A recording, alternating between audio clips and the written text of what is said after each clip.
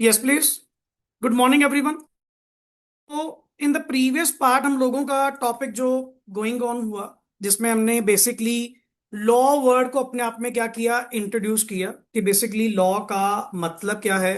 And India में law बनाने का जो अपने आप में एक प्रोसेस है, हमने वन बाय वन अपनी लैंग्वेज में जस्ट क्या करा, नोट डाउन करा।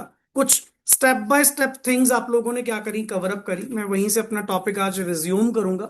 एंड उम्मीद है लास्ट आपने सारा ये नोट डाउन कर लिया होगा, बिकॉज ये जो कंटेंट मैंने लेक्चर नंबर 1 में टेकअप करा, ये आप लोगों के चैप्टर नंबर 1 का ही कुछ पार्ट है। जैसे अपन ने लास्ट लेक्चर बात करी, पहली बात तो लॉ का मतलब क्या है, लॉ के सोर्सेस क्या हैं, जिनमें प्राइम सोर्स हमने लॉ का जो अपने आप में डिस्कस किया वो कौन सा आया, that is constitution of India. Most of the law, most of the provisions India की वर्किंग को लेकर आपको कहां से पढ़ने को मिलती हैं, अपने संविधान से, कॉन्स्टिट्यूशन ऑफ इंडिया से।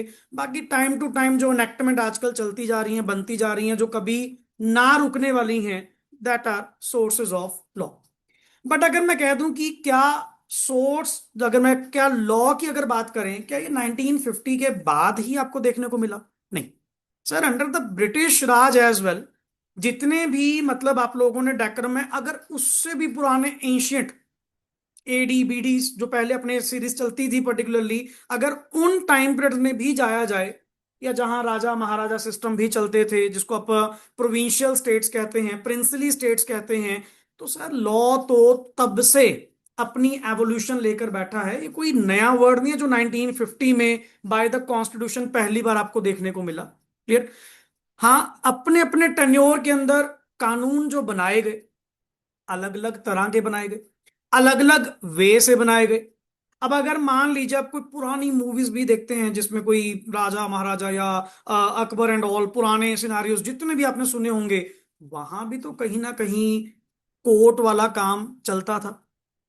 हाँ, बट ये था पर्टिकुलरली इन दैट केस वहां पे जितने भी कोर्ट सिनारियोस थे, वो सारी डिसीजन मेकिंग किसकी हुआ करती थी, उस एरिया के जो प्रिंस, जो इस एरिया के राजा रानी, जो भी मतलब उनका हेड है पर्टिकुलरली, वो डिसाइड करा करते थे।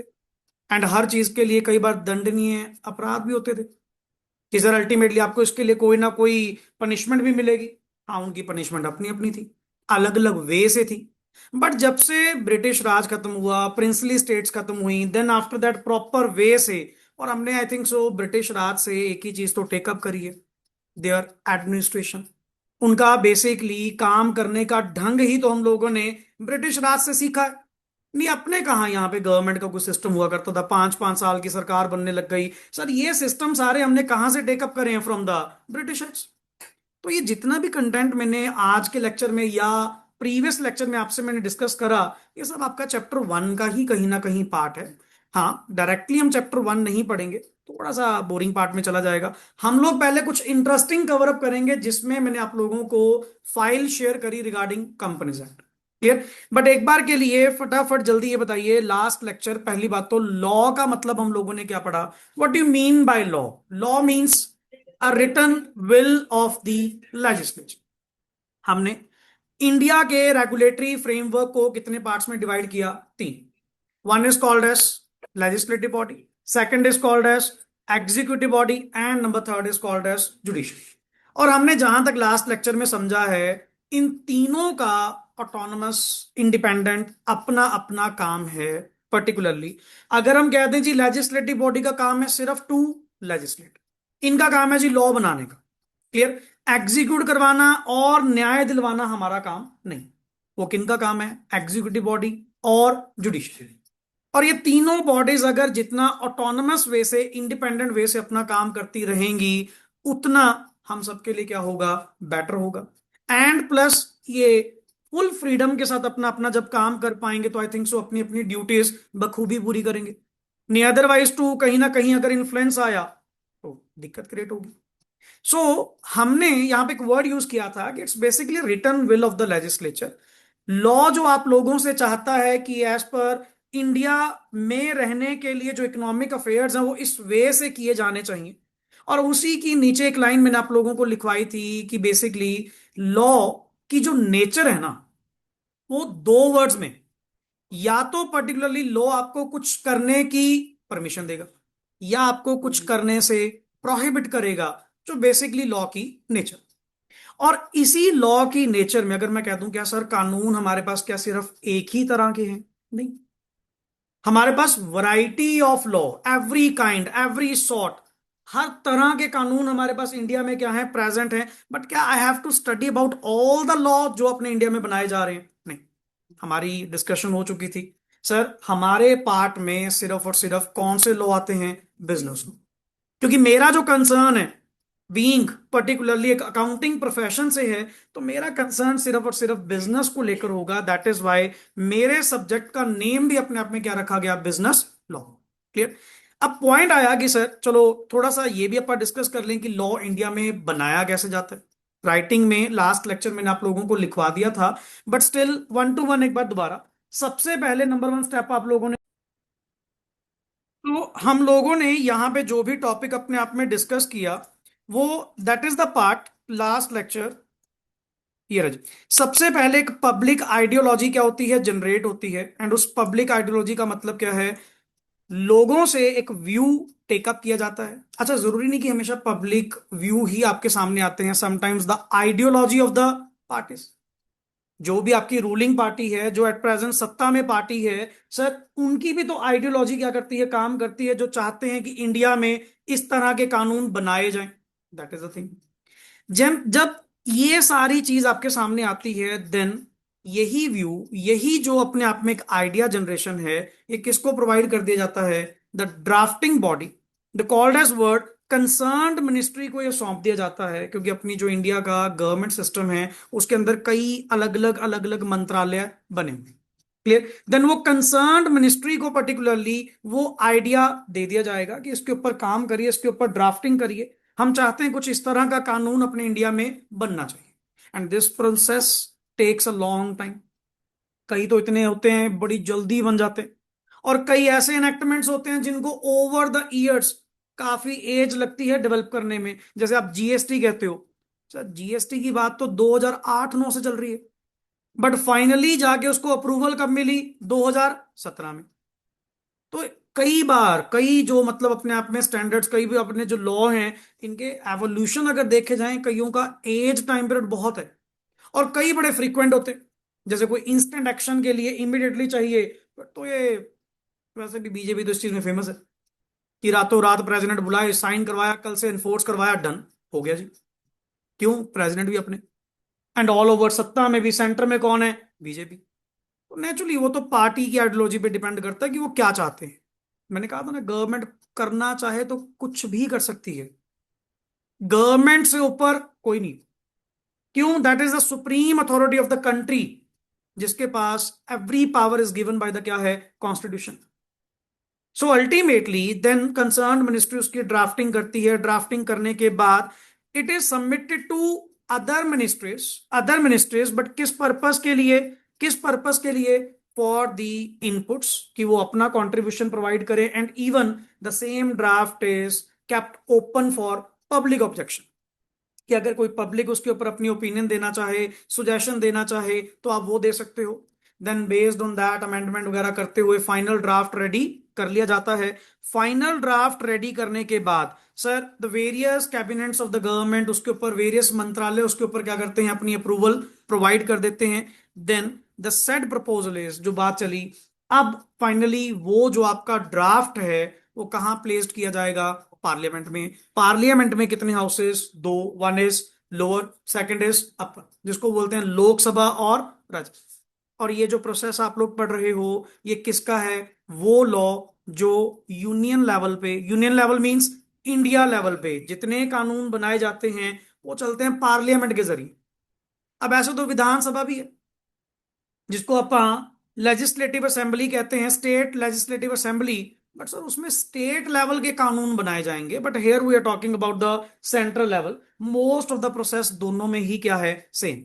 हाँ, वर्ड्स थोड़े चेंज हो जाते हैं, यहां वर्ड पार्लियामेंट कहना, वहां पे विधानसभा कहना, बट डेकोरम ऑलमोस्ट क्या रहेगा? सेम रहेगा। अब यहां पे वर्ड आया कि लोकसभा के अंदर जो सीट्स आई वो कितनी थी जी? 543। पहले यहां से पास्ड आउट होगा, जब यहां से मेजोरिटी पास करती है, देन ये पर्टिकुलर मैटर कहां रखा जाएगा? राज्यसभा में। राज्यसभा में टोटल सेट सीट्स कितनी होती हैं? 245, जिनमें से इलेक्टेड कितनी होती हैं? 233, and nominated by the president कितनी होती हैं? 12। क्लियर? एंड जब both houses of the parliament इसको क्या कर देते हैं, पास ऑन कर देते हैं, इट बिकम्स बिल। जैसे अगर आपने कभी गवर्नमेंट बजट के केस में सुना होगा, फाइनेंस बिल, हर साल का अपना क्या आता है, फाइनेंस बिल। एंड फिर जाकर वो बनता है फाइनेंस एक्ट। बट बिल और एक्ट में क्या फर्क है? बिल मींस अभी वो सिर्फ पार्लियामेंट ने क्या करा है, पास। एंड जब उसी बिल के ऊपर प्रेसिडेंट ऑफ इंडिया अपनी क्या प्रोवाइड कर देते हैं, असेंट प्रोवाइड कर देते हैं, देन इट बिकम्स एक्ट।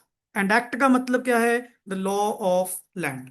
इस इंडिया का कानून माना जाएगा। तभी तो आता नहीं फाइनेंस एक्ट 2025, फाइनेंस एक्ट जो भी आया 2026। तो वो एक एक साल का फाइनेंस एक्ट जो बनाए जाते हैं, दैट इज। और फाइनली उनको उनको हम क्या करते हैं सर, नेक्स्ट ऑन पर्टिकुलर हम क्या कर देते हैं, अनाउंस कर देते हैं in the official gazette of India. अच्छा, ये भी दो होते हैं, स्टेट का अलग होता है, इंडिया लेवल का अलग है। अगर तो आपने कोई अनाउंसमेंट इंडिया लेवल पे करवानी है तो उसको वर्ड बोलते हैं भारत का राजपत्र, जो हिंदी लैंग्वेज में वर्ड इसको बोलते हैं। हमारी जितनी भी ऑफिशियल नोटिफिकेशन आती हैं जो ऑल ओवर इंडिया लेवल पे एप्लीकेबल हो, तो वो किस में आती हैं, ऑफिशियल गैजेट ऑफ इंडिया। नहीं, अब एक बात बताओ, प्रेसिडेंट ने उसके ऊपर पर्टिकुलरली साइन कर दिया बट आप अनाउंस करना भूल गए। सर, जब तक आप अनाउंस नहीं करोगे तो वो इंप्लीमेंट कब से होगा? इंप्लीमेंट करवाने के लिए उस एक्ट को जो भी आपने बनाया है उसको अनाउंस करना जरूरी है। That is the formal announcement.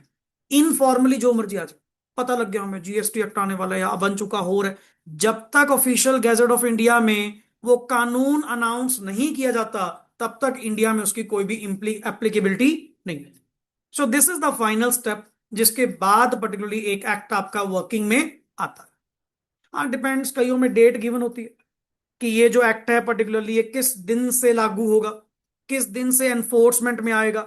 अगर तो कोई पर्टिकुलर डेट मेंशन्ड है तो पर्टिकुलर डेट को माना जाएगा। जैसे मैंने कहा जी, कंपनीज एक्ट 2013 बना, इसको भी तो एनफोर्स करवाया गया होगा, इसको भी तो ऐसे सर्कल से पास करवाया गया होगा। और कंपनीज एक्ट जो 2013 है, वो तो उल्टा एक ऐसा एक्ट है जो पुराने वाले को बदल के आया। क्या हम कहते हैं कंपनीज एक्ट 2013 ही डायरेक्टली आया? नहीं सर, प्रीवियस एक्ट भी तो था, 1956। 2013, 2013, 1956 को क्या करके आया, रिप्लेस करके आया। एंड अभी भी पूरा रिप्लेस नहीं हुआ, पूरा भी रिप्लेस नहीं करा, अभी भी कंपनीज एक्ट 1956 जिंदा है। अगर हम कहते जी वो तो 2013 के आने से खत्म हो गया, कोई खत्म नहीं हुआ। हाँ, ये कह सकते हैं कि मेजर पार्ट जो पुराने वाले का है वो रिप्लेस कर दिया गया बाय द न्यू वन।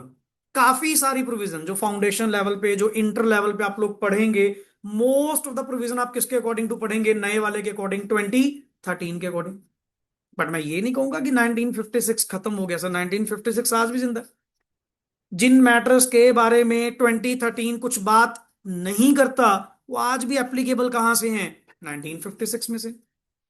हम लोग जो आज की डिस्कशन अपनी कंटिन्यू करने वाले हैं, दैट इज रिगार्डिंग द, एक तो सिलेबस वाइज, कि सर हमारे सिलेबस में पर्टिकुलरली कौन कौन से एक्ट हैं जो हमें कवर करने हैं, एंड कितनी कितनी वेटेज के अंदर पर्टिकुलरली कौन कौन सा चैप्टर आपको पढ़ने को मिलेगा।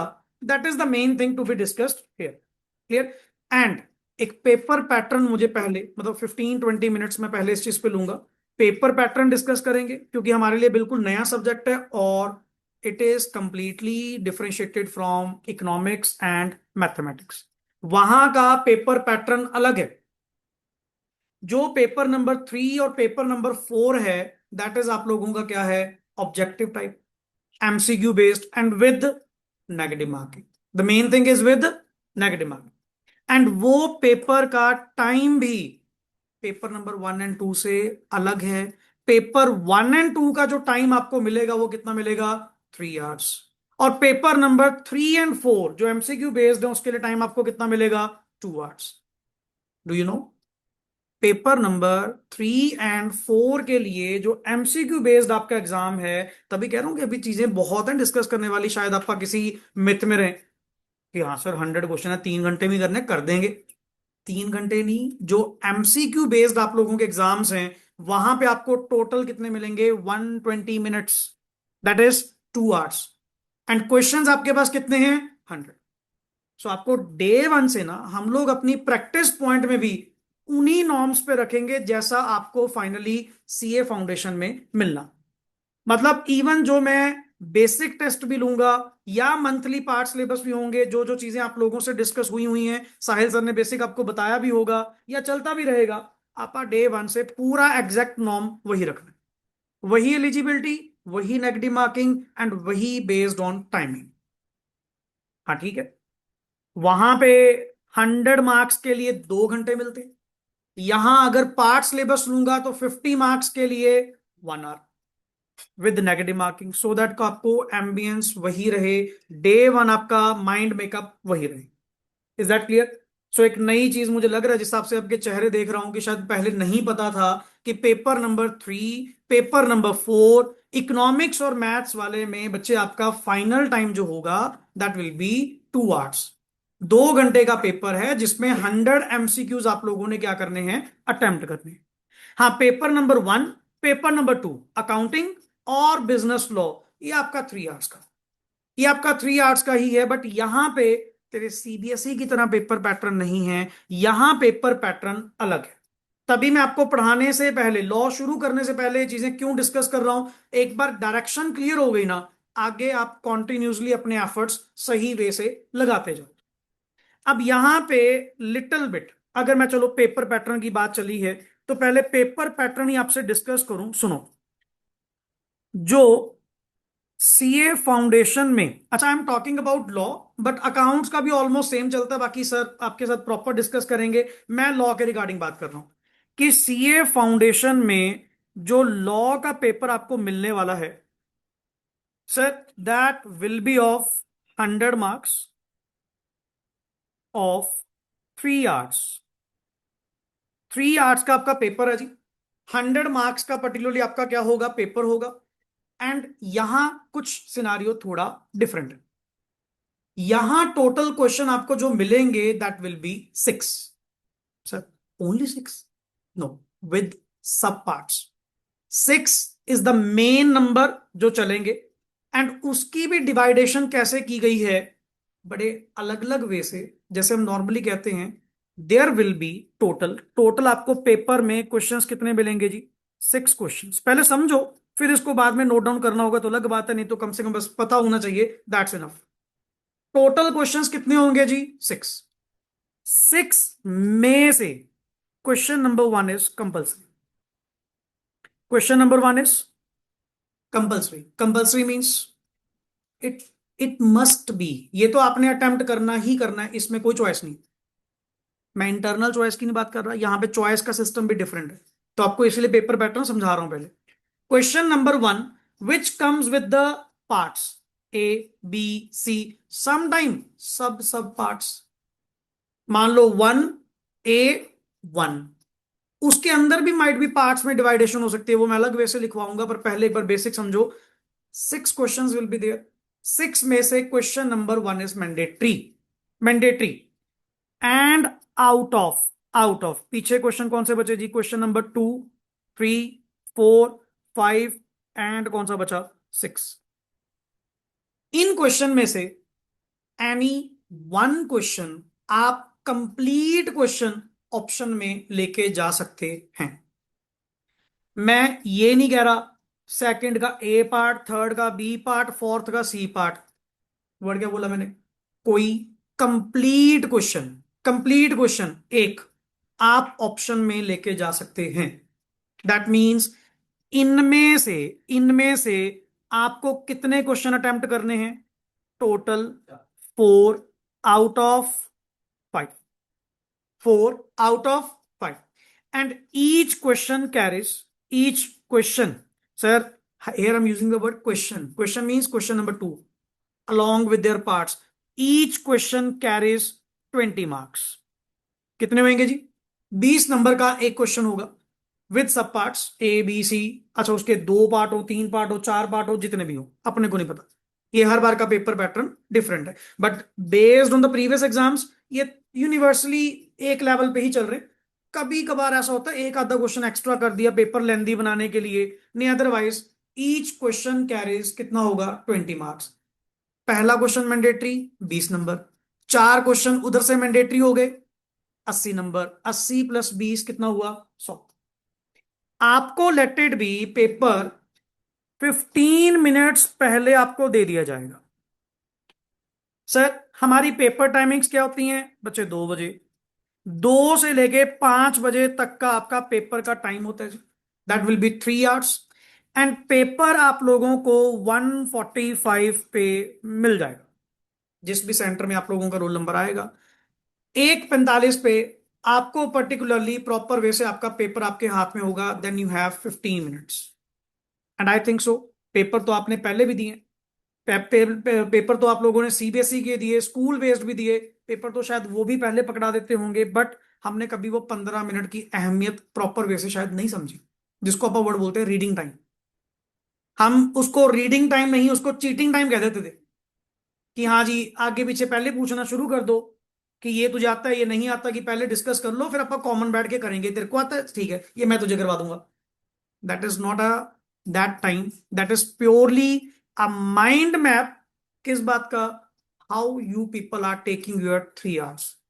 कमिंग 3 आवर्स आप लोग अपने कैसे टेकअप करोगे, वो पूरी डायरेक्शन आपको कौन बताएगा?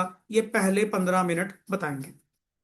बिकॉज क्या मैं पहले 15 मिनट में सारा पेपर पढ़ लूंगा? Sir might be not possible. शायद 5 मिनट और लग जाएं, 20 मिनट लग जाए, कोई खास बात नहीं, कोई खास बात नहीं। 20 मिनट लग जाए, 22 मिनट लग जाए, 15 मिनट तो है ही है, 5-7 मिनट ऊपर भी लग जाए, not to worry. But decision must भी आपका क्या होना चाहिए? राइट होना चाहिए। Which one to left? क्योंकि पहला तो छोड़ दो, अब बच्चे क्या करते हैं ना, मोस्टली पहला क्वेश्चन पढ़ना शुरू कर देते हैं। ले मेरी आज तक की स्ट्रेटेजी है, जितने मैंने सीए के एग्जाम्स दिए, मैंने कभी पहला क्वेश्चन नहीं पढ़ा। उसका कारण ये तो करना ही है। और जर्नली पहला क्वेश्चन बैड हिट, जैसे फ्लैशबैक में खींच के ले जाए कि मेरे को तो पता ही नहीं लॉ क्या होता है, सडनली पेपर में लाके बिठा दिया हो कि आज लॉ का पेपर है। ऐसा लेवल का पेपर। क्यों? एग्जामिनर का ना एक माइंड होता है, वो जब भी पेपर सेट करेगा ना पहला क्वेश्चन है बैड हिट मारेगा कि जिसको देखकर ही नर्वस पूरा पेपर हिला दोगे। मैंने कभी पहला क्वेश्चन पढ़ा ही नहीं। टीचर ऐसे पेपर देते थे, मैं उसी टाइम उल्टा। मेरी इंटेंशन होती थी हमेशा, मेरा मानना यह था लास्ट वाले क्वेश्चन इजी होते हैं, कि पहले आप पीछे से पढ़ना शुरू करते हैं, कि पीछे से क्वेश्चन पढ़ते पढ़ते पढ़ते अपना कॉन्फिडेंस बिल्डअप करूंगा कि पहला क्वेश्चन फेस करने का मेरे में कॉन्फिडेंस आ जाए। और दूसरी बात वही चीज आपकी वाली, यार पहला क्वेश्चन तो वो क्वेश्चन है जो करना ही करना है। तुझे डिसीजन किसके बारे में लेना है? विच वन टू लेफ्ट? वो पहला थोड़ी है। वो बाकी 5 में से कौन सा छोड़ना है, 15 मिनट में पहले ये डिसाइड करो। और इतना आइडिया हो जाता है बेस्ड ऑन दैट। यही चीज आपको सिखानी है। मैं कल सारी फैकल्टीज की मीटिंग थी, एंड डे बाय डे वो भी थोड़ा इस चीज को और यूज टू होंगे। हम दोनों तो पर्टिकुलरली बहुत ही ज्यादा इक्विप्ड हैं with the CA knowledge. Sahil sir और मैं, वो तो आपको चलेंगे चलेंगे। इवन अदर फैकल्टीज को भी रूल समझाए कि भाई यहाँ गेम अलग है, दिस इज नॉट +1 +2। +1 +2 पढ़ाना एक अलग चीज होती है, सीए पढ़ाना एक अलग चीज है। ठीक है, नॉलेज बढ़िया है, आप वेल इक्विप्ड हो, बट यहाँ के रूल्स अलग हैं। यहाँ पढ़ने का स्टाइल ही अलग है, पढ़ाने का स्टाइल बिल्कुल अलग है। अब हम इन पैटर्न से क्लियर ना हो, आप पढ़ी तो जा रहे हैं, बट ये नहीं पता कि वहां पे पेपर अटेम्प्ट कैसे करना है। अब आप लोगों ने लेट इट बी वो 15 मिनट में डिसाइड कर लिया कि मेरे को सर क्वेश्चन नंबर 5 पे ना हौसला सा नहीं हो रहा। इसमें सब parts A B C D, maximum 4 तक जाएगा, इससे ऊपर नहीं जाएगा मैक्सिमम। वैसे तो 3, सब पार्ट ए, सब पार्ट बी, सब पार्ट सी। अगर किसी में मैक्सिमम में बांटने पे आ गया, 4 पार्ट्स में लीजिएगा, जिसके कारण पेपर क्या हो जाता है, लेंथी। मैं आपके सामने प्रैक्टिकल दिखाऊंगा भी, जनवरी 26 का ही पेपर दिखाऊंगा। समझ कुछ नहीं आएगा, बस कर ले ये देखना नंबर कैसे बांटे हुए हैं, सब पार्ट्स कैसे चल रहे हैं, ताकि अगला व्यू तुम्हारा भी पढ़ने का डे वन से सेम। ये तो वो हिसाब है जैसे मिल्खा सिंह की आखिरी रेस देखिए, मूवी में दिखाते हैं ना, जब आखिरी रेस होती है पर्टिकुलरली पहले आंखों से पूरा वो नापता है रास्ता, डायरेक्शन। क्यों? एक बार डायरेक्शन क्लियर होगी ना, वो पूरा दिखाते हैं जो भी उनका बना होता है ट्रैक माइंड में। क्यों? इसके बाद तो पागलों की तरह दौड़ना है। ये थोड़ी देखना कहाँ दौड़ना है, वो तो देख लिया, आखिरी तक देख लिया, वहां तक पहुंचना है। इसके बाद तो उड़ना है, वही काम तुम्हारा। पहले 15 मिनट में तूने अपनी स्ट्रेटजी बना लेनी है regarding that which one to left. क्योंकि जो बच्चा ये कहीं ना कहीं दिक्कत कर जाता है ना, पहले अगर क्या करोगे आप, कोई एक क्वेश्चन ट्राई करा, फिर बाद में बता ये तो हो नहीं रहा, फिर उसको छोड़ेंगे। मतलब तुम कंफ्यूज हो जाओगे taking the option. That is the thing, the foremost thing. Take your time, 15 minutes I can say, 20 minute ले यार, कोई बड़ी बात नहीं, 5 मिनट एक्स्ट्रा लग जाएंगे, ले ले। पर एक बार अगर स्ट्रेटजी सही बन गई ना पेपर को होल्ड करने की, यही मॉक टेस्ट में भी आपको सेम प्रैक्टिस करवानी, कि पहले ये चूज कर, छोड़ना कौन सा। और इसका आईसीआई का जो पेपर है या सीए लेवल का जो पेपर है, ये कभी पूरा क्वेश्चन ऐसा नहीं डालेंगे जो किसी को बिल्कुल ना आता हो। ये जो लेवल है ना, ये स्कैटर्ड कर देते हैं ओवर द पेपर। जैसे अगर मैं कह दूं क्या क्वेश्चन 5 आपको कंप्लीट नहीं आता होगा, नहीं, उसका मे बी कोई एक पार्ट, या माइट बी दो पार्ट, और वही किसी और का कोई पार्ट। तो there comes a choice. Economics कहते हैं ना, प्रॉब्लम ऑफ चॉइस। यही चीज तो मुझे डिसाइड करनी है, इसका मुझे एक पार्ट नहीं आता, उस वाले में स्ट्रेटजी वाइज। क्योंकि अगर मैं कह दूं जी, मान लो इन्होंने चैप्टर वाइज क्वेश्चन डालने शुरू कर दिए, फिर तो बच्चा चैप्टर छोड़ के चला जाए। कि मैं जी नेगोशिएबल एक्ट नहीं पढ़ के जाऊंगा, उसका क्वेश्चन नंबर 5 आना है, आपका क्वेश्चन 5 करना ही नहीं। तुझे यही नहीं पता होगा नेगोशिएबल कौन से क्वेश्चन में पढ़ा होगा, कितने नंबर में पढ़ा होगा, एंड कहां पढ़ा होगा। तभी डिसीजन मेकिंग लेनी जरूरी है, कि अपने को ये पता हो कि कंप्लीट है question, you can left out. अब होता क्या है, जो आपका लेट इट बी जो पेपर है ना, जैसे क्वेश्चन नंबर 1, क्वेश्चन नंबर 1 के मान लीजिए ए बी सी ऐसे पार्ट्स आएंगे sir. Usually pattern, usually 7 7 6, 7 + 7 14 + 6 20, 20 number का क्वेश्चन ऐसे बनाया जाएगा। देख, paper to paper, attempt to attempt, ये अपनी हरकत खराब कर ले। ये 7 को भी 4 + 3 बोल दें, 6 को भी 3 + 3 बोल दें, that is called as paper length. जिसको मैंने क्या कहा, आगे इनके और सब पार्ट्स में चले जाएं, डिपेंड्स कि पेपर किस तरह का अपनी अटेम्प्ट में आने जा रहा है। समझे point? Basically question number 8.7, this is also 7, this is also 6, total question आपका कितना हो गया जी, 20 मार्क्स का हो गया। अब गारंटी कोई नहीं होती इस बात की कि पर्टिकुलरली अगर 7 मार्क्स का एक ही क्वेश्चन पूछना है, या 5 + 2 का कॉम्बिनेशन। आप ये मान के चलो, मिनिमम टू मिनिमम क्वेश्चन आपको मिलेगा 2 नंबर का, मैक्सिमम टू मैक्सिमम क्वेश्चन मिलेगा 7 नंबर का। और वो कॉम्बिनेशन क्या बनेगा, जैसे मान लो फर्स्ट वाले 7 को मैं क्या डिवाइड कर दूं, 5 + 2, 4 + 3, वो हमारी इच्छा, मैं कोई भी कॉम्बिनेशन। अब लाइक 6 मार्क्स का है, 4 + 2, 3 + 3, इस तरह का क्वेश्चन भी बन सकता है। तो फिर वो ये मान लो सी के कितने पार्ट्स हो गए, 2 पार्ट्स। जिसके कारण जितने क्वेश्चन बढ़ते जाएंगे भाई साहब, उतना कंटेंट भी तो बढ़ेगा, लिखने का काम भी तो बढ़ेगा, क्वेश्चन अटेम्प्ट भी तो उतने करने पड़ेंगे। दैट इज, ऐसे ही नेक्स्ट आ गया। अच्छा, ये वाला क्वेश्चन कौन सा है, ये तो आपका कौन सा है जी, कंपल्सरी। ये तो मैंडेटरी है, ये तो आपने अटेम्प्ट करना ही करना है, चाहे 3 पार्ट आए, 4 पार्ट आए, जितने पार्ट आए। आगे नेक्स्ट सेम, जैसे क्वेश्चन नंबर आपका 2 पड़ा है, इसमें भी ए बी सी। नेक्स्ट आगे क्वेश्चन नंबर 3 है, इसके भी पार्ट ए बी सी। अब इनके अंदर कॉम्बिनेशन वो क्या ले ले, जैसे फॉर एग्जांपल क्वेश्चन नंबर 4 है, इसके ए के अंदर 1 पॉइंट और ये सेकंड, ये डाल दिया जी 4 नंबर का, ये डाल दिया 3 नंबर का। देन इसका बी पार्ट है, बी पार्ट डाल दिया 6 मार्क्स का। और जो आखिरी का पर्टिकुलरली सी पार्ट है, उसमें भी 2 पार्ट्स डाल दिए। 2 पार्ट्स कैसे डाल दिए, 5 मार्क्स का, 2 मार्क्स का। हाँ, टोटल तो 20 बनेगा। बट पॉइंट है कि तेरे लिए क्वेश्चंस इंक्रीज हो गए, तुम्हारे लिए क्वेश्चंस क्या हो गए, इंक्रीज हो गए। So this is the wise decision to be taken in the 15 minutes, which one to attempt, या आई कैन से विच वन टू लेफ्ट। कौन सा आप लोगों ने छोड़ना है, ये डिसीजन वहां पे आपका वाइजली जल्द से जल्द हो जाना चाहिए। क्लियर? या हम कहते हैं पर्टिकुलरली उस 15 मिनट में, उस 15 मिनट में, 20 मिनट में जो भी आपने टाइम टेकअप करा, आप कम से कम अपने टोटल क्वेश्चन कितने अटेम्प्ट करने हैं जी? 5।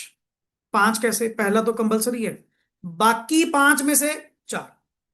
आप ये मानकर चलो कोई 3 क्वेश्चन, जिन दो में ऑप्शन लेनी है ना, लास्ट में देख लेंगे, पहले कोई 3 क्वेश्चन आप ये इतने परफेक्टली चूज कर लो कि पेपर आप अपना स्टार्ट करें। हमारा मानना, पहली शीट पे, पहले पन्ने पे पहली चीज सही लिखना, मेरा कॉन्फिडेंस बढ़ जाना। नहीं अदरवाइज आपने पेपर अटेम्प्ट करना शुरू करा, पहली शीट पे पहला ही क्वेश्चन गलत कर दिया, उस पे क्रॉस करा, फिर अगली शीट ली, आधा इंप्रेशन, आधा माइंड आपका वहीं पे खराब हो जाता। सो बहुत चीजें हैं जो आपको पेपर पॉइंट से हम मार्क्स की स्ट्रेटजी बताएंगे, कैसे आप लोगों ने अपना दिमाग वहां पे सही रखना है। क्यों? एट दैट टाइम ये चीज से अपन ने बहुत दिमाग लेना, बहुत बहुत काम लेना। अगर ये कहीं हो गया थोड़ा हॉट प्रेशर में ना, सारा काम खराब कर देगा। इसको थोड़ा कूल माइंड में रखना जरूरी है।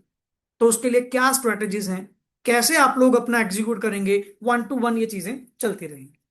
अब आपने ये चीज देखी कि सर मेरे को क्या पता कि जो भी कॉम्बिनेशन है, बट इतना पता है कोई कंप्लीट क्वेश्चन मैं ऑप्शन में लेके जा सकता। क्लियर? बट ऐसा नहीं एक उसका छोड़ दिया, एक इसका छोड़ दिया, वो तो पेपर रह गया। अगर ऑप्शन लेनी है तो कंप्लीट एक क्वेश्चन। अब तेरे सामने जैसे ये पड़ा जी, जनवरी 26 का एग्जाम है, जो लेटेस्ट अभी इन दिनों पर्टिकुलरली हुआ, 20 जनवरी 2026 को डेट भी आपके सामने मेंशन्ड है। सॉल्व सब करेंगे, पीवाईक्यू सब करेंगे, बट अभी के लिए जस्ट पेपर पैटर्न तेरे सामने प्रैक्टिकल पड़ा है। और जैसा तुम यहां पे ये देख रहे हो ना, जैसा आपके सामने फॉर्मेट दिख रहा है, एग्जैक्ट रिजेम्बलेंस एंड रेप्लिका आप लोगों को दी जाएगी जब अपने एमटीपीस होंगे। कि अब वही आंखों में ना वो सारा मैटर ही एडजस्ट कर ले, कि देखने की आदत पड़ जाए कि ऐसा कुछ दिखेगा वहां पे। अब यहां पे जैसे पर्टिकुलरली ये पढ़ियो, ये क्या लिखा हुआ है? Question number 1 is attempt any 4 questions from the remaining and working notes should form part of the answer। अगर किसी के जैसे अकाउंट्स में होता है ना, तो ये बाकी में तो सेम ही चल रहा होता है। अगर कोई वर्किंग नोट आपने बनाना है तो वो भी आपके पार्ट ऑफ आंसर्स काउंट होंगे। अब पहला क्वेश्चन चेक कर, फर्स्ट का कौन सा पार्ट है?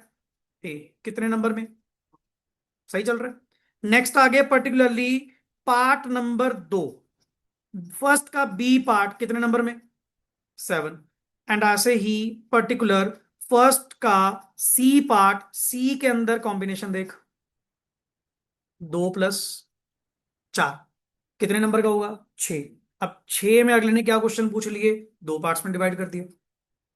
और सबसे इंपॉर्टेंट चीज जो शायद मैंने आपसे भी डिस्कस नहीं करी, सर आप ये बताइए कि हमें यहाँ पे केस स्टडी पार्ट कितना मिलेगा और डायरेक्ट पार्ट कितना मिलेगा?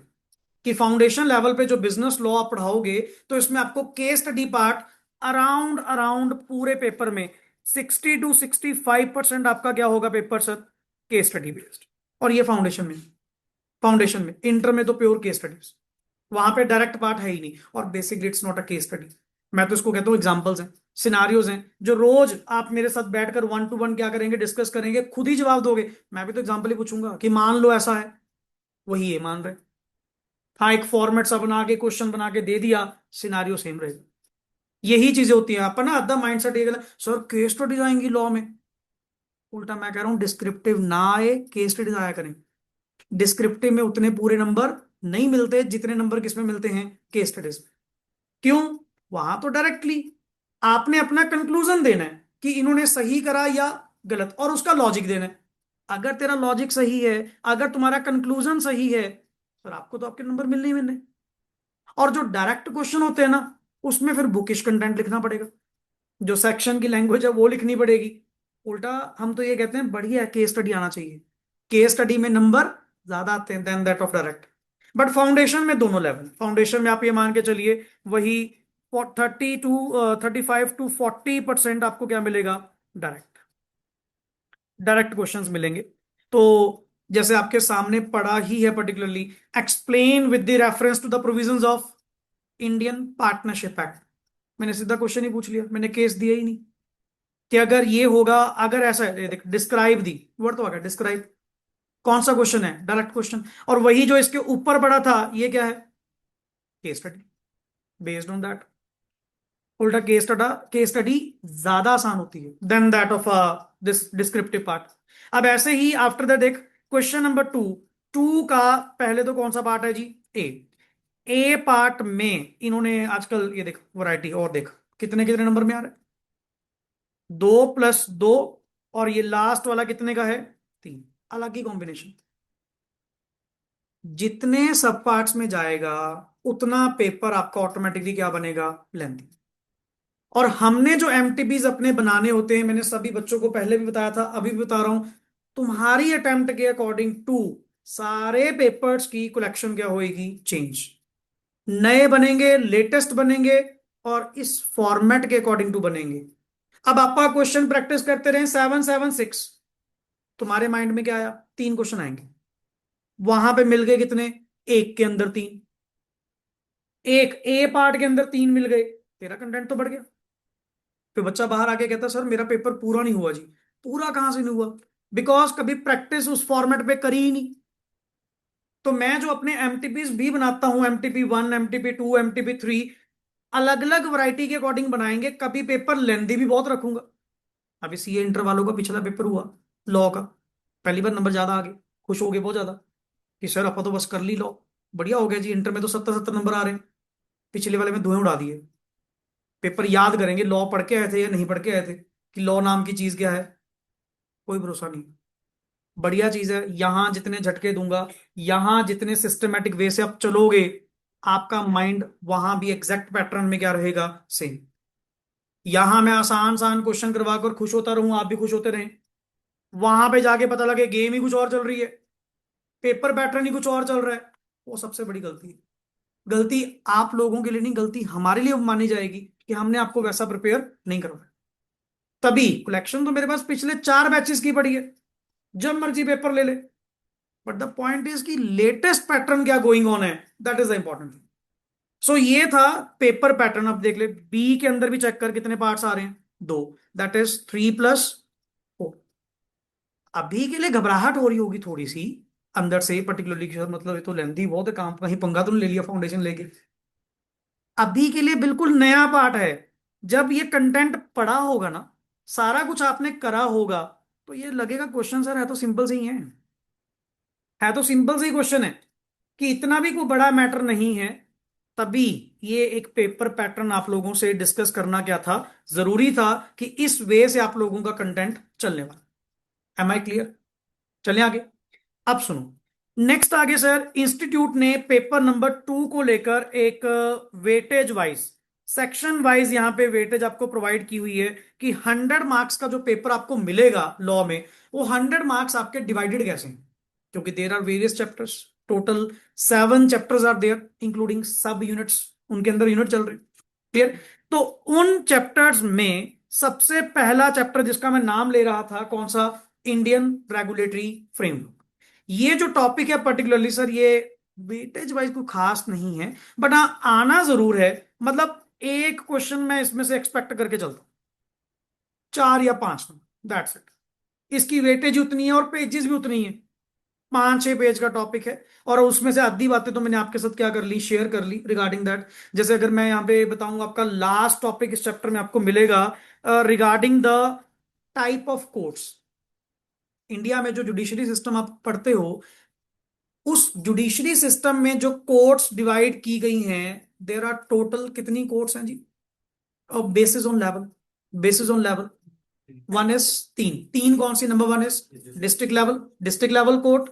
एंड इन डिस्ट्रिक्ट लेवल से भी नीचे होती है एक मेट्रोपोलिटन, ठीक है, डिस्ट्रिक्ट मैजिस्ट्रेट वाली जो छोटे लेवल वाली होती है, उससे भी डाउन, जो डीएम लेवल की या एसडीएम लेवल की जो होती हैं। But main is district level, district level से हाई कोर्ट, जिसको वर्ड बोलते हैं, जो स्टेट लेवल पे होती हैं, कौन सी होती हैं, हाई कोर्ट। एंड कुछ स्टेट्स ऐसी भी हैं जो कॉमन हाई कोर्ट क्या करती हैं, शेयर करती हैं, अपनी अपनी नहीं है, जिसमें आप बैठे हैं, Punjab and Haryana high court.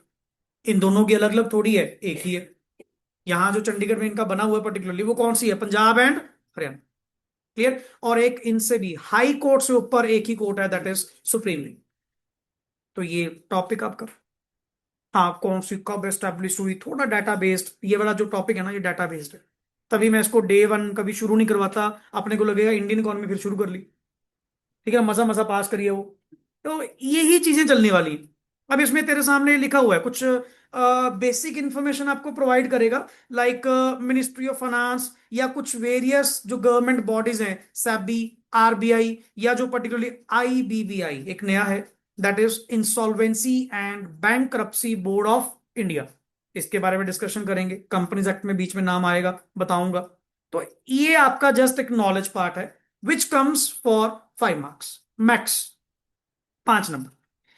इससे बड़ा टॉपिक, सबसे इंपॉर्टेंट टॉपिक जो अपना चलेगा, वो कौन सा चलेगा जी? इंडियन कॉन्ट्रैक्ट एक्ट 1870, जो सबसे लेंदीएस्ट में है, एंड प्लस वेटेज वाइज भी सबसे ज्यादा।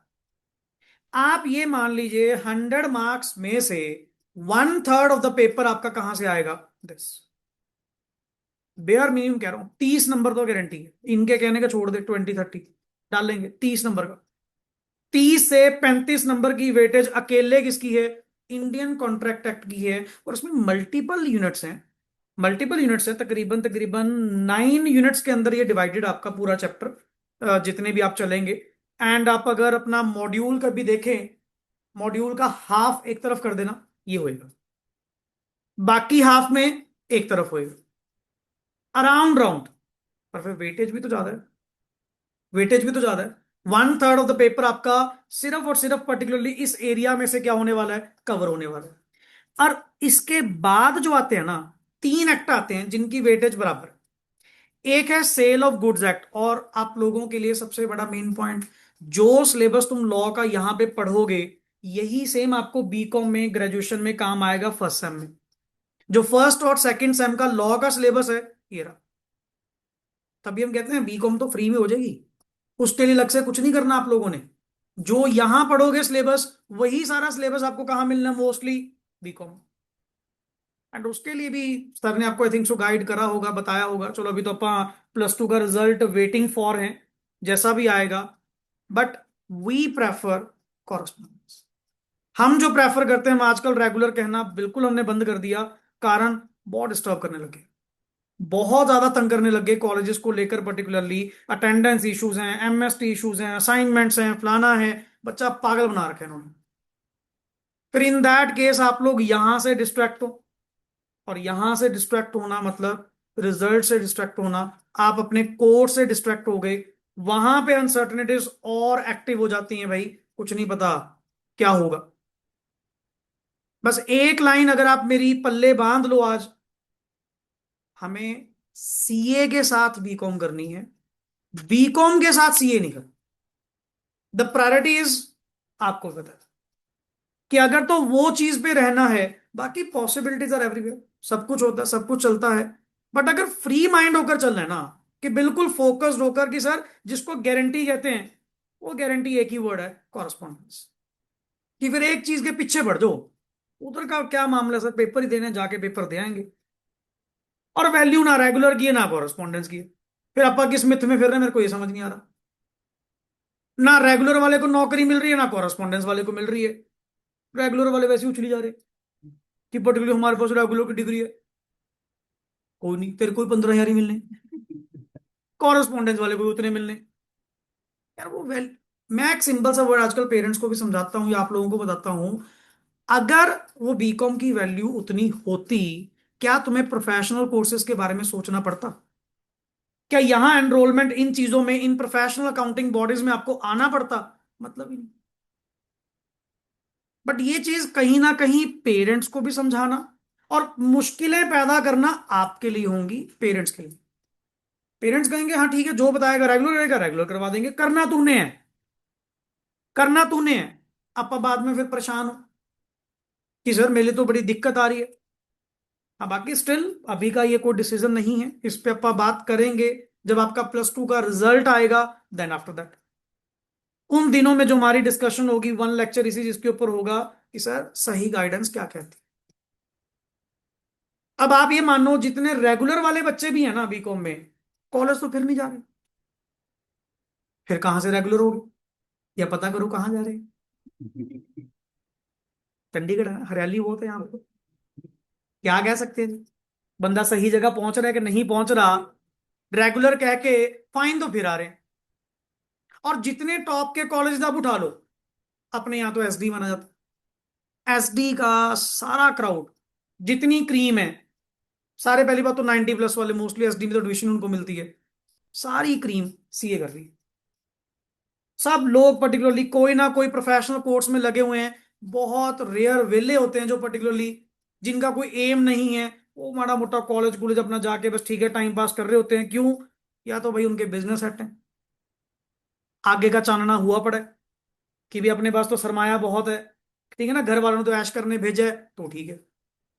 अपना सिस्टम हमें पता है, हम एक वर्ड कहते हैं कि अपने घर में सीए बनना आपको पता है क्यों जरूरी है, आपके पेरेंट्स को पता है क्यों जरूरी है आपका सीए बनना, आपके परिवार में किसी के परिवार की क्या नीड है, हमें क्या पता। और मुझे उससे आई थिंक सो मतलब ही क्या। मुझे तो मैंने अपनी नीड देखनी है, मैंने अपना करियर देखना है। हाँ, वही होंगे 4 साल के बाद वो बीकॉम करके निकलेंगे, मैं बीकॉम प्लस सीए करके निकलूंगा, फर्क इतना होगा। एंड तब वो गिल्ट फील करेंगे, तब थोड़ी जेलसी भी होती है, यार मैं भी कर लेता, कैपेबल तो था। बट अगले ने शॉर्ट रन सोचा, बहुत ही शॉर्ट रन सोचा। और वो बीकॉम बीकॉम ड्यूरिंग इतना ज्यादा कंफर्ट जोन में चले जाते हैं ना। पढ़ते तो +2 तक नहीं थे, बीकॉम में तो बिल्कुल ही छूट गया।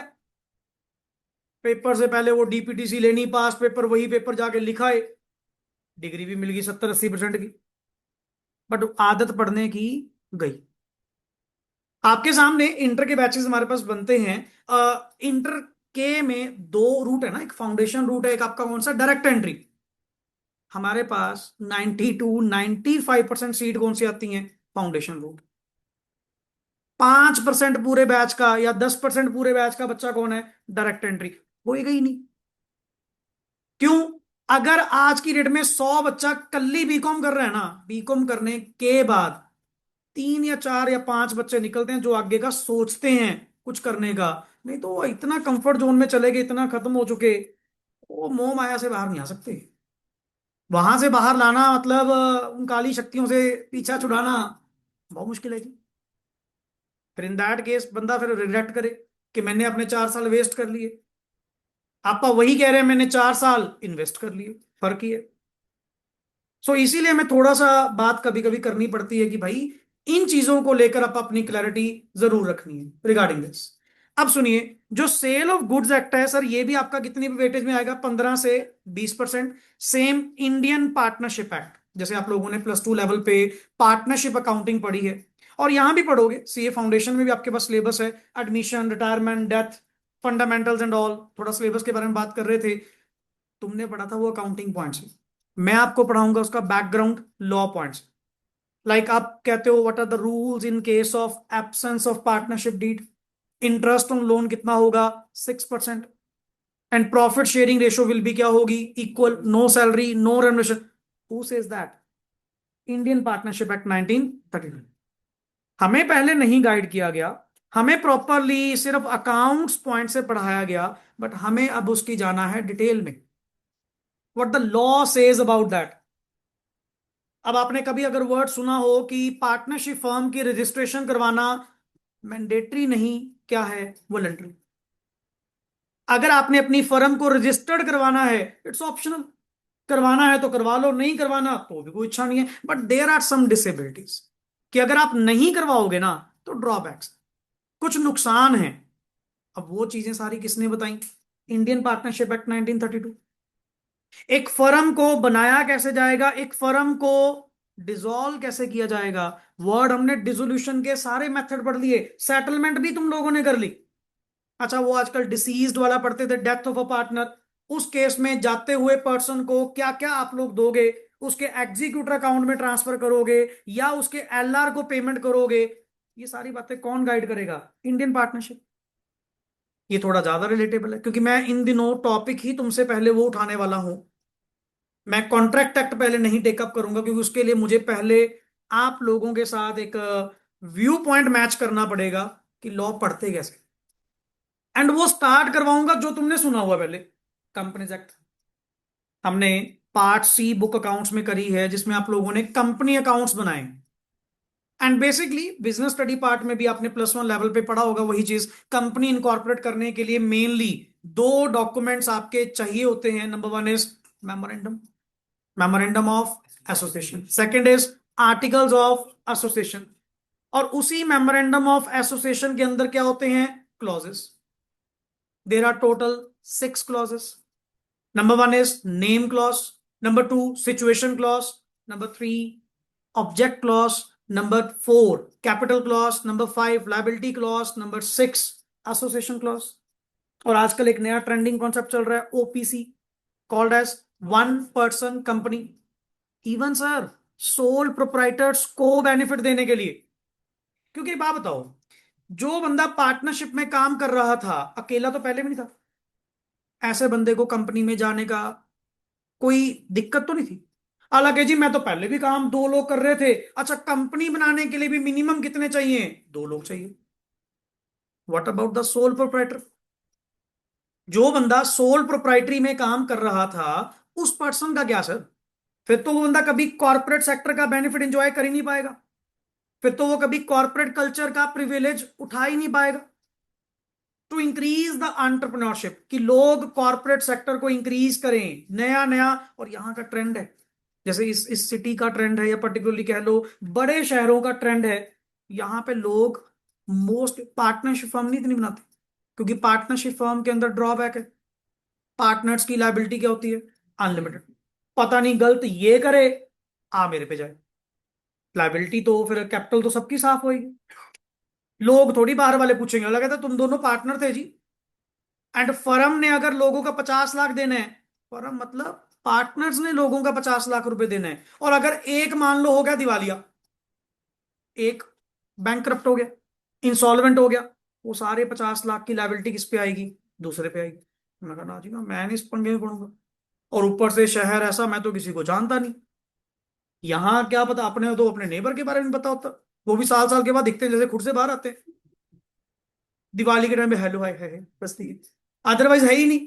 अपने मंडियों की तरह सिस्टम थोड़ी है, लोकल शहरों की तरह सिस्टम थोड़ी है, कि अपने घर के बारे में कम, सामने वाले के बारे में ज्यादा बताता है। आज उनके कौन सी दाल बनी है, ये भी बताओ।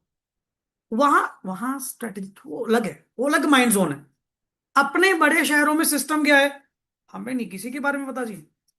हमारा रिलेशन तो बस हेलो हाय तक ही है। ये क्या पता कल को ये इंसॉल्वेंट हो जाए, फलाना हो जाए, एंड इसका किया हुआ मेरे पे क्यों आए? ना जी ना। चाहे 4 पैसे ज्यादा लग जाए, आप तो कंपनी बनाएंगे। एंड कंपनी बनाने का मतलब लिमिटेड लायबिलिटी। और कम से कम जितना लगाया है उतना ही साफ होगा। अगर मेरे पे लायबिलिटी आ भी गई, मैक्सिमम कितनी आएगी? जितना मैंने लगाया। बट कम से कम घर बेचना तो नहीं पड़ेगा, प्राइवेट एस्टेट से तो नहीं पैसा लाना पड़ेगा। That is. फिर आपका कहते जी हमें कंपनीज एक्ट के बारे में नहीं पता। तो कंपनीज एक्ट की प्रोविजंस तो अपने को वैसे ही नॉलेजेबल चाहिए। अच्छा, वेटेज चेक कर, तीनों की, सेल ऑफ गुड्स एक्ट और इंडियन पार्टनरशिप एक्ट और तेरा कंपनीज एक्ट, तीनों की वेटेज सेम है, 15 से 20। चल मिनिमम भी मान ले 15-15 नंबर का भी आएगा बाबू जी, 45 नंबर का पेपर हो गया, 45 का। ये चीजें क्यों डे वन डिस्कस कर रहा हूं, कि अपने को कोई पर्टिकुलर मिथ में नहीं रहना, कि जी ये यूनिट मान लो अच्छे से नहीं हो रहा, कोई नहीं, पहले जो आपकी स्ट्रेंथ बन रही है उस पे ज्यादा काम कर। और एग्जाम ओरिएंटेड तुझे पता है कि बेयर मिनिमम है, कंपनीज एक्ट है, 15 नंबर में आने ही आने। आप उधर कॉन्ट्रैक्ट एक्ट का इतना बड़ा कंटेंट पढ़ रहे हैं, और जिसमें से पता भी नहीं कौन सा यूनिट कितने में आना है। इधर एक ही है, वही तेरे 20-25 पेज हैं, श्योर शॉर्ट है, फिर ये ना पक्का कर लूं मैं, फिर ये ना पढ़ लें। देखो जी सीधी सी बात, नॉलेज में जितनी कहोगे उतनी दूंगा, पर मेरे लिए प्राइम फोकस पहले क्या है? Exam oriented. मेरा मोटिव क्या है? आपको पास करवाना। मेरा मोटिव क्या है? आपकी पूरी फाउंडेशन क्लियर करवाना। Not only law, I have total 4 subjects. So इन चीजों में कभी मत रहना पर्टिकुलरली, या अभी भी शायद बहुत सारे बच्चों के माइंड में मैथ्स को लेकर डाउट होगा, या इको को लेकर डाउट होगा, या अकाउंट्स को लेकर, सर मेरा एकेडमिकली स्टैंडर्ड पहले नहीं अच्छा था, या ऐसा नहीं था। हमें चारों मैनेज करना। हाँ, स्टार्टिंग का एक मंथ जो आपको अपना वीक एरिया लगता है उस पर थोड़ा ज्यादा एफर्ट करो, बट ओवर द टाइम आपको अपने चारों सब्जेक्ट्स ही मैनेज करने हैं। यहां किसी एक के पीछे टूट कर पड़ने वाला काम नहीं है, जो अक्सर बच्चा कर लेता है। हाँ, टू बी वेरी क्लियर, ये भी हमने कहा था, जिनके पास प्रीवियसली +1 +2 मैथ नहीं था, they have to study double time. उनको डबल होकर पढ़ना पड़ेगा। और उसके लिए भी हमने आपको स्ट्रेटजी पहले बताई थी कि सर एक्स्ट्रा टाइम लगाओ। आप कहीं पढ़ना चाहते हो, आपकी इच्छा नहीं, मेरे फैकल्टी तो यहाँ पे अवेलेबल मिलेंगे। क्योंकि सबसे बड़ा ड्रॉबैक क्या है, बाहर अकेले किसी को कोई नहीं पढ़ाता। और दूसरी बात, अगर पढ़ाएंगे वो पढ़ाते हैं सब्जेक्टिव, बड़े बड़े सम। अब आपने आज के थोड़े सिनारियों में समझ लिया होगा, कई आंसर ऐसे होते हैं ऑप्शन में से ही पता लग जाते हैं। यहां टेक्निक ही अलग है। हमने पर्टिकुलरली लिटरली बिफोर दैट एक दो नए टीचर्स भी हमने टेकअप करे। मैं कहा चलो देखते तो हैं कि किस तरह का वो पढ़ा रहे हैं। वो लग गए जी बड़े बड़े सम सॉल्व करने। मैं कहा ये तो नहीं है बच्चे को पार करवा पाएंगे। उसका कारण, यहां पे वो मेथड ऑफ टीचिंग चलेगा ही नहीं। यहां मेथड ऑफ टीचिंग क्या होएगा, बिल्कुल डिफरेंट होगा from the MCQ point of view. यहां पढ़ाने की अप्रोच ही अलग है। अब जो पढ़ा रहा है मान लो सब्जेक्टिव अप्रोच के साथ, ओ प्रभु जी मेरे को लंबे सम नहीं आने, लग गए XYZ खेलने उसमें पर्टिकुलरली, बीच में मैं गुम हो गया, चार ब्रैकेटें मेरे पे लग गई, क्या पंगा लेना। यहां टेक्निक अलग है, यहां वे आउट अलग है। अब उसमें कई ना आपको डायरेक्ट आपको ऑप्शंस देंगे, डायरेक्ट स्ट्रेटजीज प्रोवाइड करेंगे, या फॉर्मूलाज प्रोवाइड करेंगे। ये जो आज आपने लेक्चर सुना ना, ये मैंने भी पढ़ा हुआ है थोड़ा। nth term is m, mth term is, पहले मैंने समझा सर से पर्टिकुलरली, मैं कहा पहले मेरे को समझ आ रहा है। अगर मुझे समझ आ रहा है ना, बिल्कुल लेमैन जिसको जिसने मैथ कभी पढ़ा ही नहीं, मैं कहा नहीं, फिर बच्चा इजीली संभल लेगा।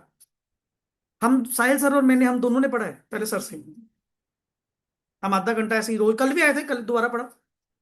मैं कहा सर एक बार थोड़ा पढ़ा के दिखाना हमें, कि अगर हमें समझ में आ रहा है रिगार्डिंग दैट, तो नेचुरली फिर बच्चा एक नॉर्मल लेवल जिसने बिल्कुल नहीं पढ़ा हुआ ना, क्यों बड़ी, हमें पेस ऐसी चाहिए, ना बहुत तेज चाहिए ना बहुत स्लो चाहिए, हमें एक ओवर द टाइम चाहिए। और वो भी असेसमेंट टीचर की जो बनती है, वो 3 4 दिन पढ़ाने के बाद ही पता लगती है कि मेरी ऑडियंस किस तरह की है। अब मेरे लिए सबसे बड़ी मौज है, किसी को आते ही लोग, सबको फ्रेश पढ़ाना है, सबको नया पढ़ाना है। मैं अपनी ओर से पुट इन करूंगा जैसा मैंने पुट इन करना है। बट एक मैथ्स टीचर के लिए, या इको के टीचर के लिए, या इवन अकाउंट्स के लिए, सबका एकेडमिक लेवल पुराना क्या है, अलग अलग।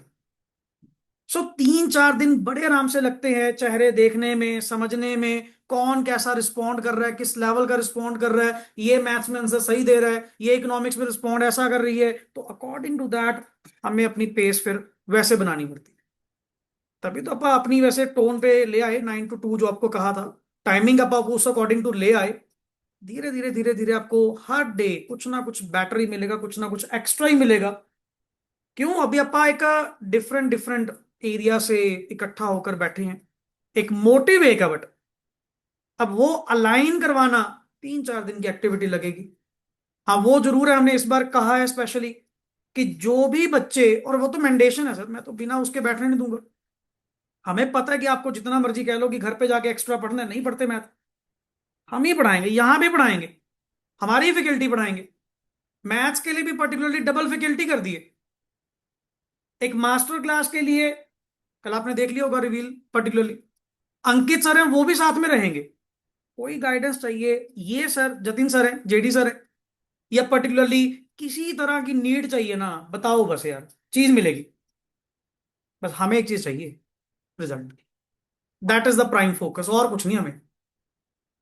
एक से, और अगर लॉ का भी मुझे कोई और बंदा लाना पड़ गया ना वैसी एक्सपीरियंस के लिए, कोई बढ़िया वकील भी लेके आना पड़ गया ना, लेके आएंगे सेमिनार के लिए, फिर क्या हो गया यार।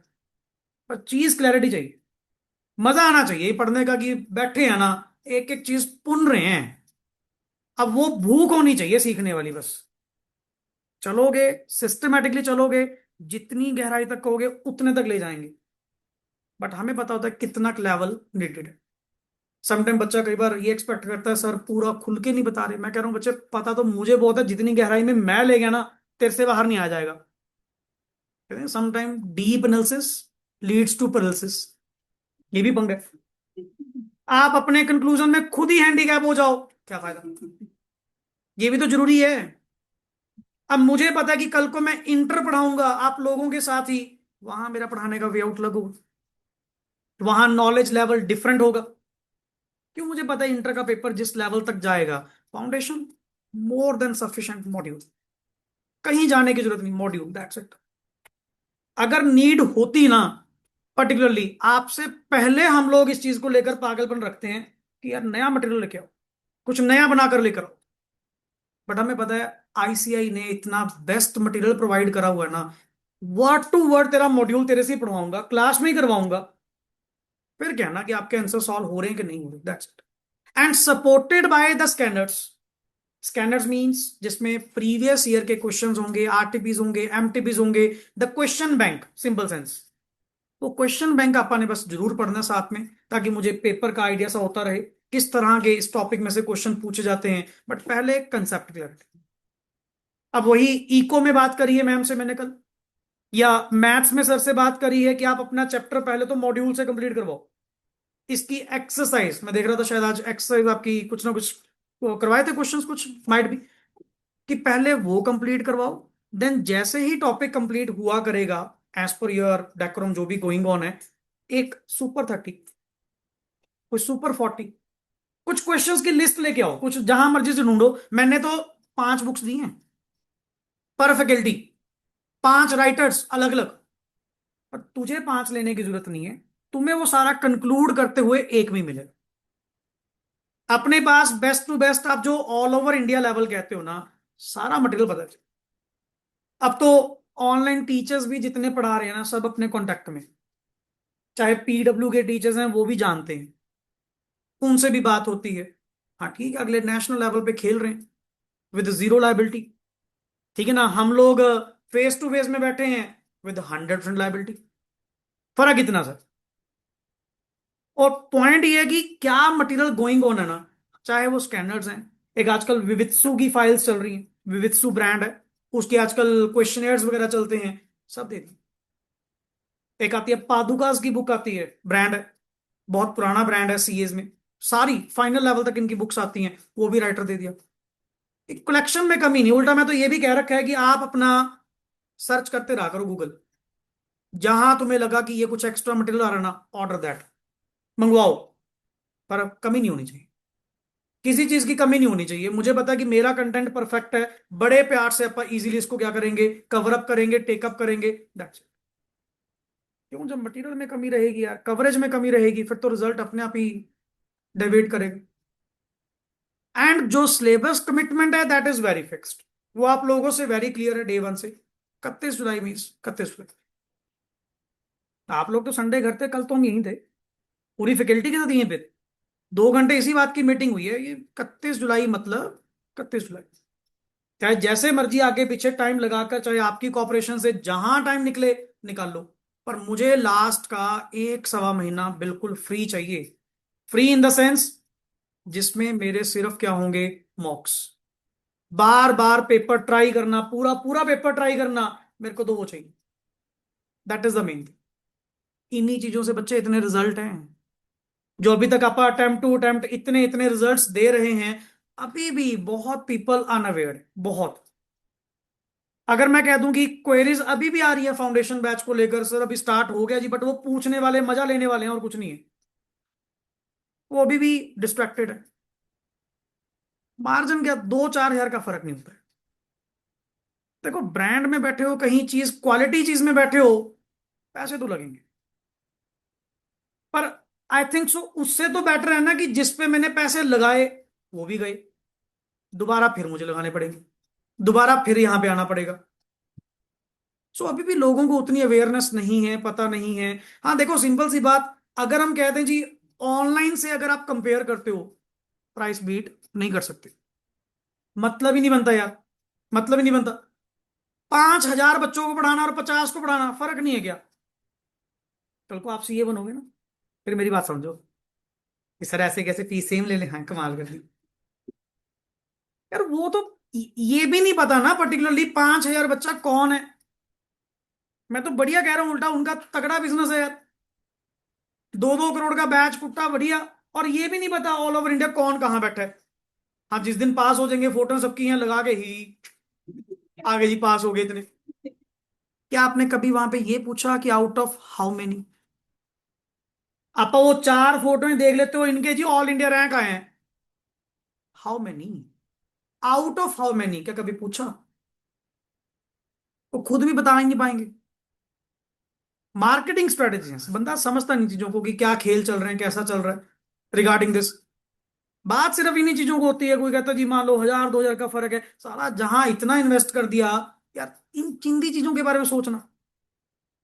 This is not expenditure, this is purely an investment. And आज अपने आप में इन्वेस्ट करने में कमी छोड़ोगे ना, तो रिटर्न्स में भी कमी आएगी, सुन लो। If you want to have the returns at the good scale, then invest it properly.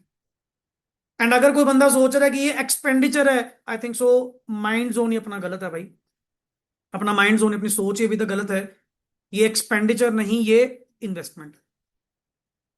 अब यहां पर्टिकुलरली कोई इंस्टीट्यूट में कोई चीज होती है, कभी कोई गड़बड़ हो जाती है, कोई एसेट खराब हो जाती है, यहां थोड़ी कंजूसी करेंगे। पर्सनली अपनी चीज लेने में मैं 100 बार सोचूं, इंस्टीट्यूट के नाम से कभी नहीं सोचा। बेस्ट टू बेस्ट जो चीज बढ़िया मिलती है ना, नहीं लो। वो साला इसी से तो कमाना है, इसी से तो अपन इनकम जनरेट करनी है, इसी एसेट से तो अपन नेक्स्ट रेवेन्यू जनरेट करने हैं, और अपन यही कमी छोड़े। कोई कमी आई जो भी रिप्लेस इट, बदल दो इसको, नया लगाओ, कोई दिक्कत नहीं। कमी नहीं चाहिए। ठंड चढ़ा के भेजेंगे, मजा आएगा तब। क्यों आपसे पहले मैं ही नहीं गर्मी में बैठ पाऊंगा? ये आप लोगों के लिए भी है, हम लोगों के लिए भी है। जो पुराने +2 वाले पढ़ते हैं उनको पता सारा कि वो चीज नहीं है यार। अपना जैकेट जुकेट पहन के आ जाओ, कोई नहीं, ये तो माहौल ऐसा ही चलेगा। यार कूल माइंड से आराम से पढ़ो, ठंडे दिमाग से पढ़ो, पर चीजों को रिलेट करते हुए। अब इन दोनों का आपने कॉम्बिनेशन देखा, आजकल नया वर्ड गोइंग ऑन है क्या? LLP, called as word limited liability part. ये वर्ड बना किसके कॉम्बिनेशन से है? दो। One is partnership, second is company. Company का इसने कौन सा बेनिफिट चुराया? Limited liability. और पार्टनरशिप का फ्लेक्सिबिलिटी। पार्टनरशिप का कि सर इतना कोई गवर्नेंस स्ट्रक्चर नहीं है, हार्ड एंड फास्ट नहीं है। जैसे पार्टनरशिप में आपके पास फ्लेक्सिबिलिटी होती है काम करने की, by making a agreement, by making a deed, same यहां पे भी वैसा चलेगा। That is limited liability partnership. अच्छा इसकी वेटेज यहां कम है, क्यों? यहां पे ना जस्ट ये इंट्रो है, ये वाला जो पार्ट है, ये जस्ट आपकी यहां पे इंट्रो है। एलएलपी यही वाला अलोंग विद अदर सेक्शंस दोबारा फिर मिलेगा, कहां पे मिलेगा? इंटर। यह तो गिनती के 5-10 पेज शायद होंगे, शायद। बट वही इंटर में जाके इसकी वेटेज ज्यादा है, वहां पे 10 से 15% है। यहाँ तो एक क्वेश्चन मैक्स आ गया तो आ गया, ये चीज है। और एक नेक्स्ट आगे जो इन्होंने इंटर के सिलेबस से निकाल के यहां लेकर आए, that is the negotiable instrument act. कौन सा? 1881। इंटर पे तो बहुत हैवी लेवल था, ये उसका थोड़ा लाइटर वर्जन रखा हुआ है, जस्ट बेसिक नॉलेज रखी हुई है। बढ़िया करा इतना की रखा है। अगर ये हाई लेवल होता, पर्टिकुलरली ये वन ऑफ द टिपिकल्स में जाता, one of the next level contents में आता, उसका तो बड़ा शॉर्टर वर्जन। लाइक अगर मैं बात करूं नेगोशिएबल इंस्ट्रूमेंट्स में, 3 नेगोशिएबल इंस्ट्रूमेंट्स काउंट किए जाते हैं। One is bill of exchange, आपने वर्ड सुने होंगे, BRBP, bills receivable, bills payable. Then number 2 is pro note, promissory note, उसके बारे में बात करेंगे। एंड नंबर 3 इज चेक, जो बैंक के आपके चेक होते हैं। ये 3 इंस्ट्रूमेंट नेगोशिएबल इंस्ट्रूमेंट एक्ट की डेफिनेशन में कवर होते हैं। अब इनके एसेंशियल्स क्या हैं, फीचर्स क्या हैं, कितनी पार्टीज इन्वॉल्व होती हैं, तो वो सारी डिस्कशन कुछ विद बेसिक रूल्स यहां पे मिलेगी। और इसकी भी वेटेज आपको कितनी दिख रही है जी? 10 से 15। बट मैं इसको अराउंड 10 ही बोल रहा हूँ। 10 मतलब 2 क्वेश्चन अगर बनेंगे, कोई कॉम्बिनेशन जैसा मर्जी ले लें, बट 10 नंबर के अराउंड ही आता है। या मन करे कई बार तो 7 नंबर में एक ही क्वेश्चन आएगा। और हाँ पेपर में शायद आपको मैंने वो नहीं बताया, लास्ट वाला जो क्वेश्चन होता है ना, उसमें शायद एक इंटरनल चॉइस भी आपको देखने को मिलती है। क्वेश्चन नंबर आपका 6। क्वेश्चन नंबर 6 में ना एक पार्ट ये रहा, देखा, ये बी पार्ट पड़ा। एक इंटरनल चॉइस आपको यहां देखने को मिलेगी। अब कहने का मतलब, यूजुअली सिक्स्थ क्वेश्चन तो बंदा करता ही करता है। उसका कारण, एक ऑप्शन तो इसी के अंदर मिल गई। तो आप अगर चूज करना चाहो कि विच वन टू लेफ्ट, तो आप कहां से चूज करो? सेकंड, थर्ड, फोर्थ या फिफ्थ, क्योंकि उनमें कोई इंटरनल चॉइस नहीं है। इसमें कम से कम एक बेनिफिट तो है, किसी एक क्वेश्चन में भी क्या आ गई? Internal choice, that is. और इसमें मोस्टली आपके क्वेश्चंस बड़े सही लेवल पे चलते हैं। कई तो मैं आपको डायरेक्टली पढ़ाते टाइम ही बताऊंगा इसको इंपॉर्टेंट मार्क करो। हाँ, करते करते पूरी बुक इंपॉर्टेंट हो जाएगी। तो ये तो ना हाईलाइटर बच्चा लेने शुरू करता है, बाद में तो पूरी बुक ही पीली कर दी। तो वो चीज नहीं है। Important is everything, but from the exam point of view मैं आपको वेटेज दूंगा कि हाँ, इस पर थोड़ा ध्यान ज्यादा रखा। Is that clear? सो ये अपनी डिस्कशन थी एक सिलेबस को लेकर, पेपर पैटर्न को लेकर। फाइनली कल वाले पार्ट में, फाइनली दो तो हो गए अपने।